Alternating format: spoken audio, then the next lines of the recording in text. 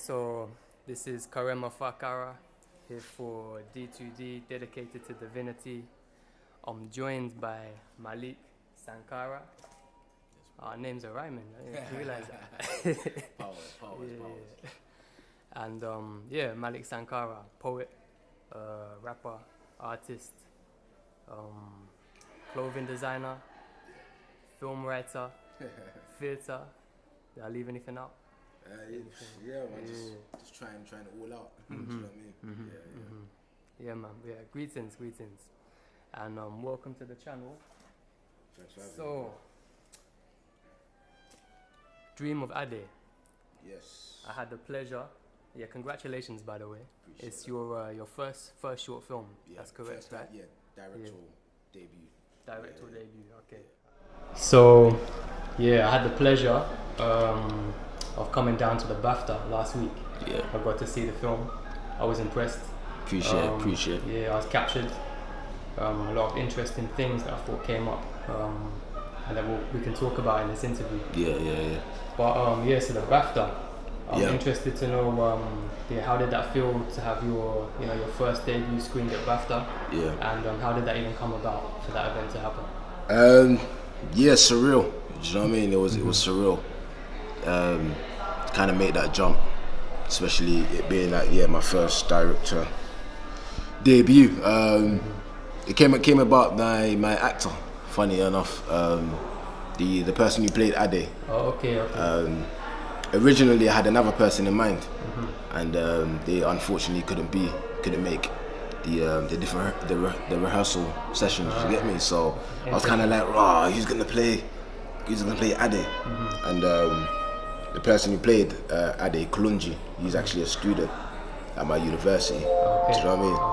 Okay. I forgot to mention you're a student as well. Right? Yeah. Student. Yeah, student. About to graduate. So yeah. So yeah, he's an actor on the MA degree, and because we kind of had like a vibe already, it kind of just made sense. Him filling in, he was up for it. He was down to play Ade, and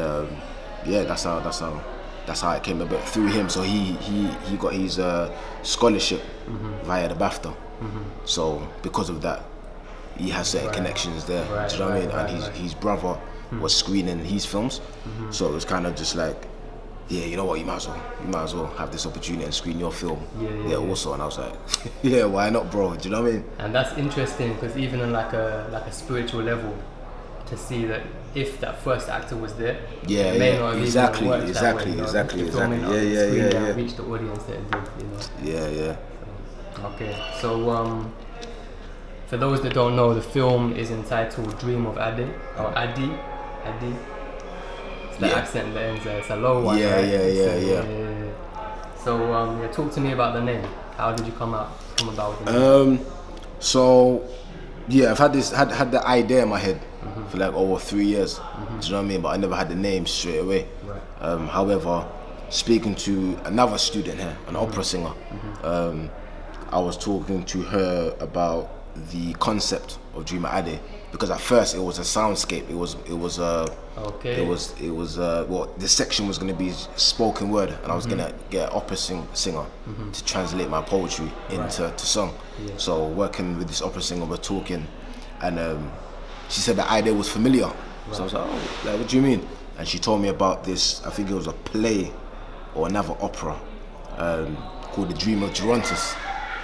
And it kind of follows a similar line of thought, which, you follow an individual, a guy who goes to purgatory and then makes his way to heaven. Right. Do you know what I mean? So it's kind of like those 3 stages of life, death, resurrection, so to speak. Right. So I was like, that's dope. I'm gonna take that concept and mix it into the idea that I have for Dream of Ade.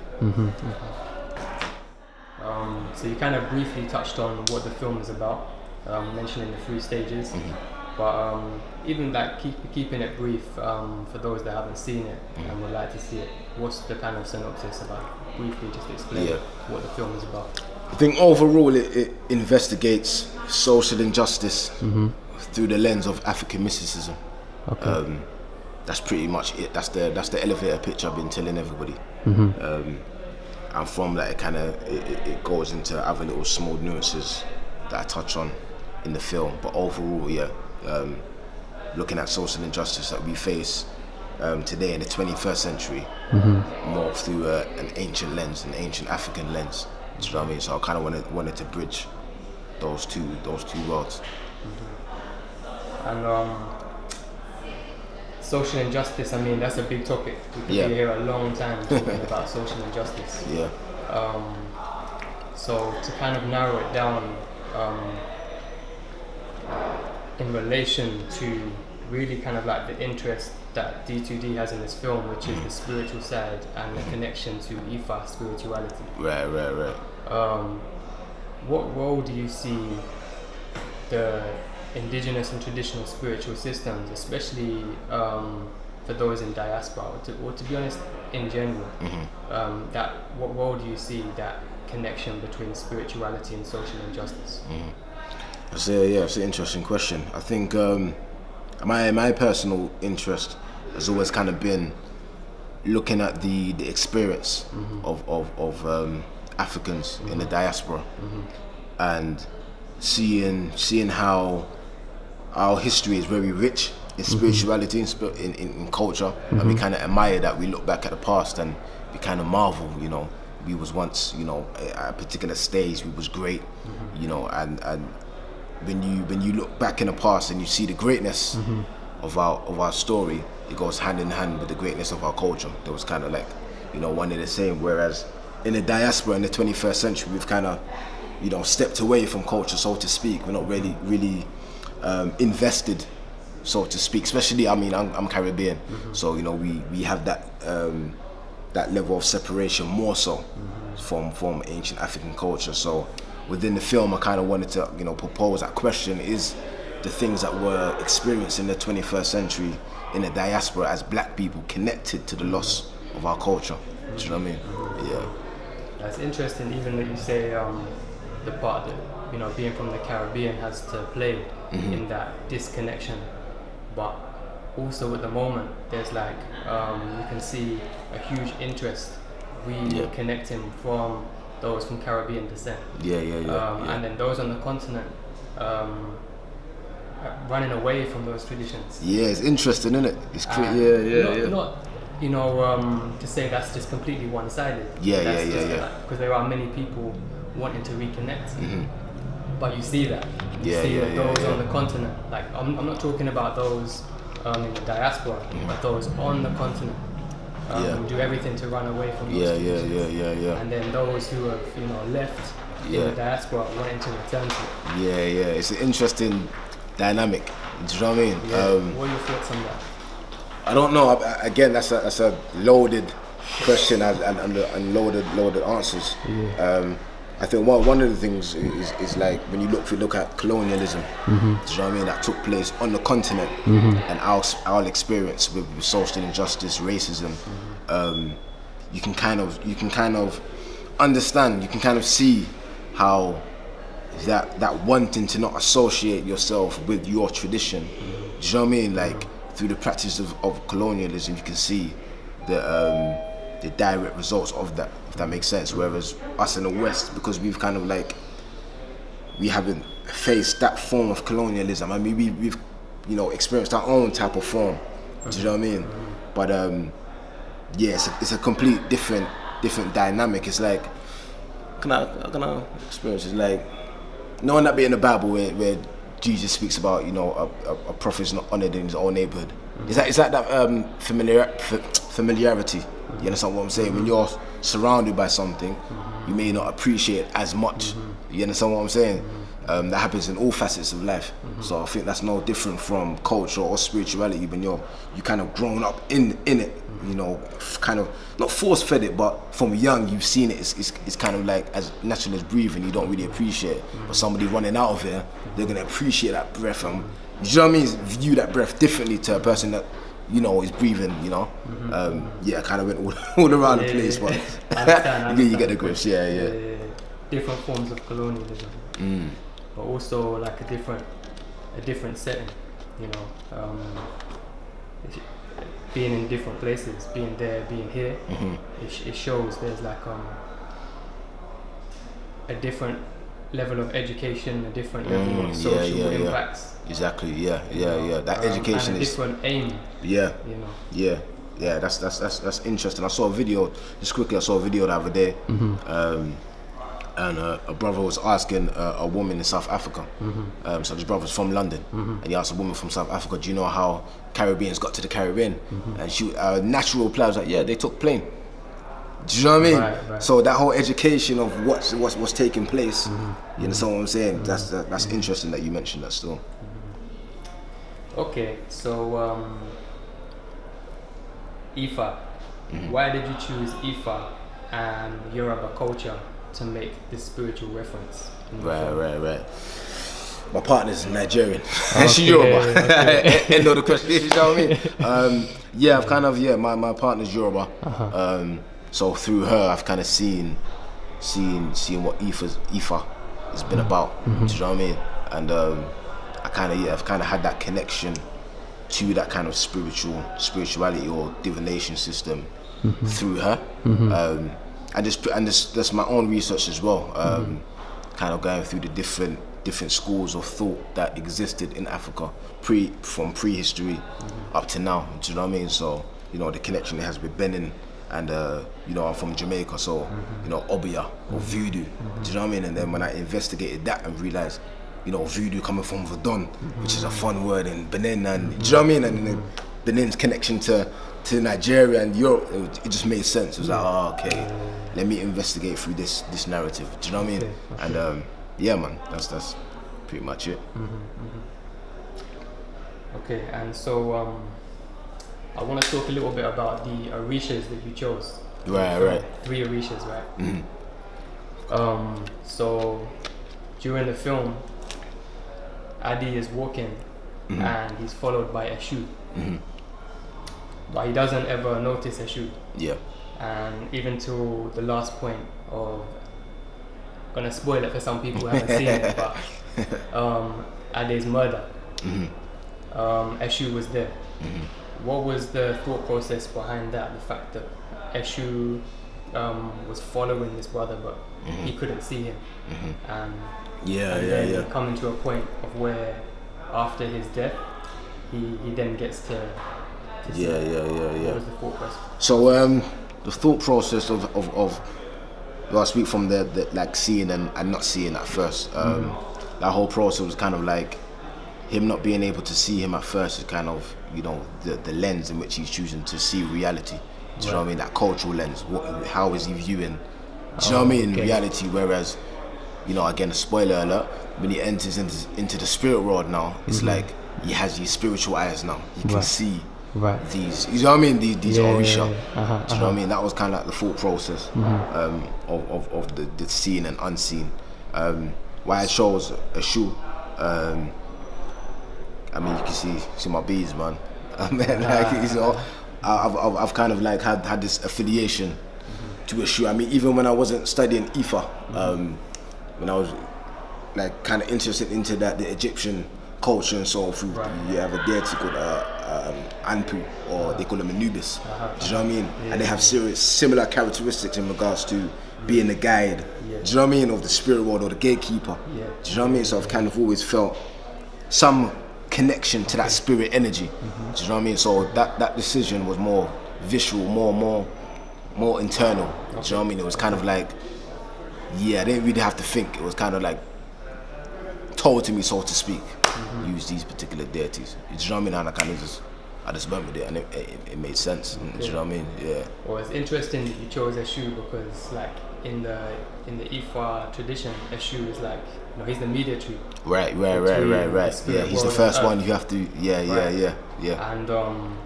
And he's also the one that he's obviously linked. There a lot of people trying to make people aware in the West of his kind of characteristics, compared him to Satan, which was really a wrong move.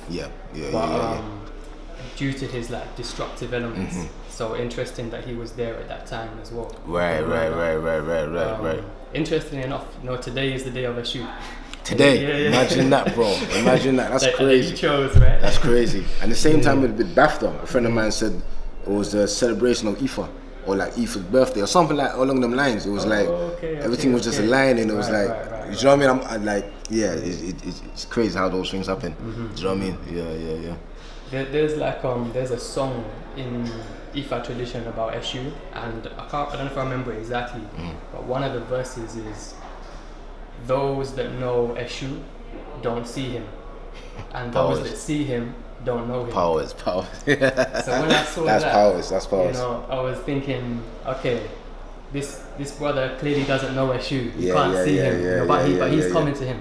So he's experiencing his presence. I love that. Yeah. You know, along those lines, is that kind of what you were thinking, that he's ignoring his culture, he's ignoring something that he's connected to?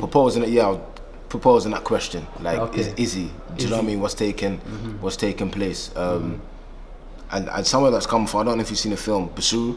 I don't know if I'm pronouncing it right. I think so. It's like a martial art type film based in Brazil. Okay, do you know what I mean? You need to see that, bro, man. That's dope. Eshu's in there as well. Do you know what I mean? It's dope. I'll send you the link. Do you know what I mean? But some of the aesthetics of the main character, seeing Eshu and interacting with Eshu. I was kind of like inspired by those aesthetics as well. Okay. And so at the crossover, then when he finally gets to meet Eshu, he then comes into contact with Oya, and then there's the whole dancing scene. So that seemed like a reawakening of him kind of like identifying with himself. What was the reason for choosing Oya? Again, it was more of a inner voice, kind of like an energy saying Oya is the perfect fit for this particular scene. That was the first voice I got. So then I went to investigate the characteristics of Oya, and I don't know how true this is, because I done like a lot of comparative research, and you have like a lot of different ideas around the characteristics of some of the Orisha, and somewhere it mentioned Oya being kind of connected to the cemetery. Okay. Do you know what I mean? Or those that have like crossed over. Right. Do you know what I mean? And when I saw that, it kind of just like something in my back of my mind said, okay, that energy I can kind of utilize. Do you know what I mean? And then another characteristics that we was talking about was like wind and tornadoes. Do you know what I mean? Very like movement. Do you know what I mean? When I saw that, it was like movement, and because I wanted that section to be based, it was like, it kind of just made sense to kind of like translate that energy into that scene, if that made sense. Do you know what I mean? Yeah. I mean, I know you're initiated yourself, so I would love to see kind of like how what arose for you in that scene, seeing that. Do you know what I mean? I understand why you chose it, saying what you're saying, because in the elements, air is the element that gets to the spirit world. That's why you use powers. That's why you use incense and you make wishes on incense. Powers. Because when you burn it, it goes into like the ether, right? It goes, and that it's the air that carries it.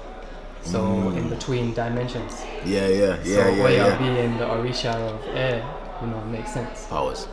Powers. Powers. When you're saying like intrinsically you knew, it's coming to you. Yeah. Okay.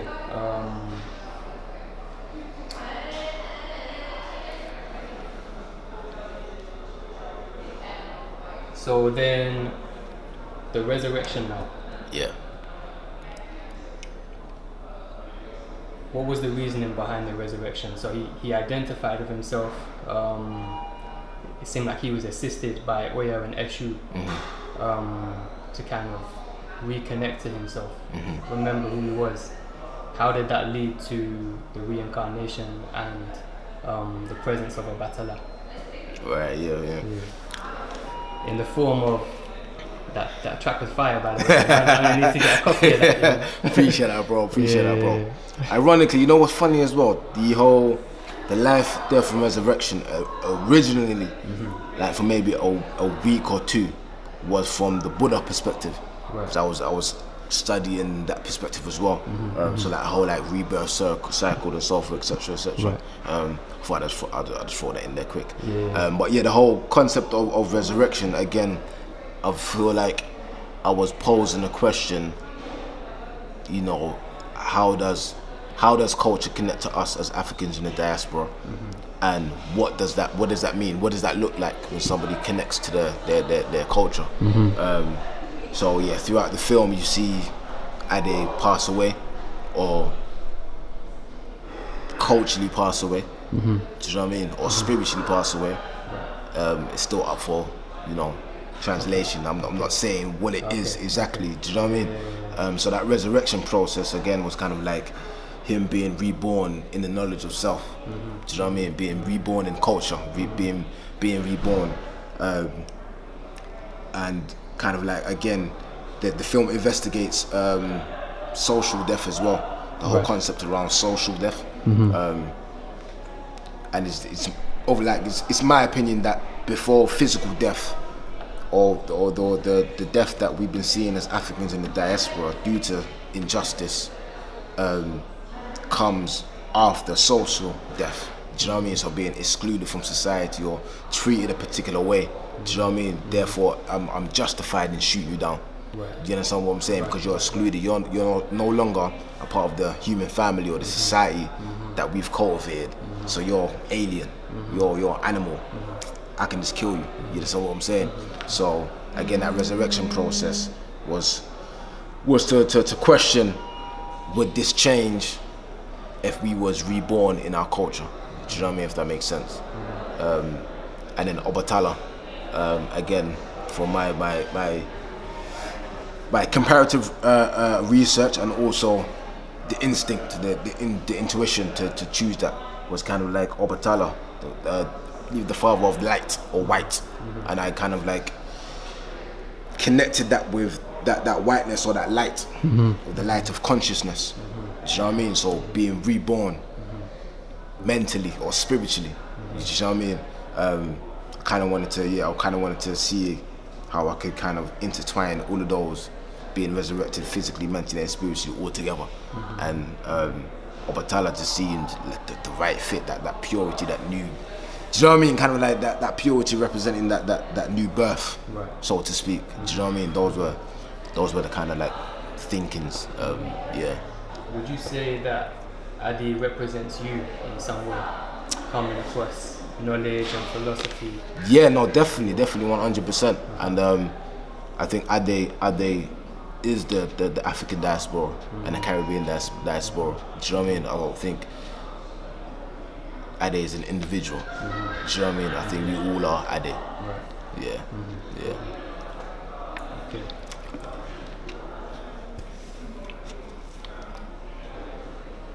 What are you hoping that the messages of and the references to Ifa and the film being about issues that happen on a day-to-day basis where we live here in the UK, here in London, and for those around the world in similar places in the diaspora, what message do you think the film is, or what are you hoping that this message will send out for those people watching the film? Again, reconnect. Regain your power. Do you know what I mean? Regain your power. I believe. Do you think, just to jump in quickly, Yeah. do you think spirituality can literally save someone's life? 100%. 100%. I believe. I mean, we make this distinction between spirit and physical. Do you know what I mean? Spirituality and our physical body, and I think that the one in the same, they're intertwined. Do you know what I mean? They're of the same components, the same nature. So, you know, you invested in your spirit is invested in self, is invested in you 360. Do you know what I mean? Same thing with education. You invested in your mind, is invested in you in total. Do you know what I mean? I kind of tend to stay away from separating the mind, body, and spirit. I see them as one facet. Do you know what I mean? So yeah, you touch one, you touch all. If that makes sense. So I think the message to the African diaspora is let's start talking about culture and what that means and what that meant for us. Do you know what I mean? And what that could possibly mean for us in the future if we reconnect. And do you know what I mean? And IFA is just one of the outlets. Do you know what I mean? We have many. Do you know what I mean? Many type of spiritualities throughout the diaspora, and as you may know as well, they all interconnect. Do you know what I mean? They all have this essence or this story. Do you know what I mean? The spirituality, regardless of the name slightly changing. Do you know what I mean? So like in Haiti, you know, you have like Papa Legba, for example. Do you know what I mean? That translates, you know, Alegba, or you understand what I'm saying? There's so many different connections, and I'm so fascinated about the spirituality in the diaspora. Do you know what I mean? Coming together, and us kind of appreciating it. Yeah. Coming back to like the practicalities of the film, we're coming to the end now. Yeah, cool, bro. Coming back to like the practicalities of the film, how does your exposure to spiritual systems, knowledge and philosophy, how do you think that helped you in getting through and producing this film? Oh man, 100. That yeah, it helped me in all of it. I had no knowledge of directing, no knowledge of filmmaking. I've seen it being done. Do you know what I mean? And if you know, let me correct that. If there was knowledge, it was very minimal. Do you know what I mean? So it was somewhat going into this like blindfolded. Do you know what I mean? You know, you can kind of see through the blindfold sometimes, but the image is hazy. So leaning on spirituality helped me kind of choose the sequences in the film. Do you know what I mean? It helped me choose the different angles, the different camera shots. Do you know what I mean? How I wanted the deities or the Orisha to look on the camera. Do you know what I mean? Even from the color grading, it was like, no, I want this particular aspect of the face to. Do you know what I mean? And all of that was again very internal. It was a very internal conversation. It was funny because when I spoke about the concept to filmmakers, some filmmakers, even here at Guildhall School of Music and Drama, they was kind of like urging me not to kind of take it on because it seems like a big task. Like, oh, you're gonna need a big production and you're gonna need this and you're gonna need. Do you know what I mean? And in my mind was like, it's already done. Do you know what I mean? Like, the ancestors got me. You know what I'm saying? Like, the ancestors got me and they had me. Like, they fully had me. Everything just came together. Even people, I mean, the police officer in the film, again, another actor was supposed to play him, and he dropped out on the day he couldn't make it. On the day. Do you know what I mean? In fact, I remember seeing your post. Yeah. Looking, you know. Do you know what I mean? On the day, so I was like, yo, what's gonna happen? And then, you know, through the people that was connected to the film, it was kind of like we found somebody. So yeah, I mean, 100%, man. I can't imagine this being done without me leaning on spirituality. Yeah, 100%. Okay.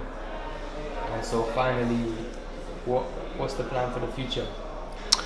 Yeah, big plans, man. Big plans. In regards to the film avenue, because as you know, I do different things. But in regards to film, I'm definitely looking forward to creating my next short, which I plan to investigate again the spirituality or Pan-Africanism in the diaspora. So I plan to go to France. Because they have a lot of, when you look at the Francophone Africans, they have a lot of contributions in regards to us as the people in the diaspora. Do you know what I mean? So I want to kind of investigate our experience in Paris and connect it to, you know, the Africans that exist over there, you know, from the Gambia or Senegal.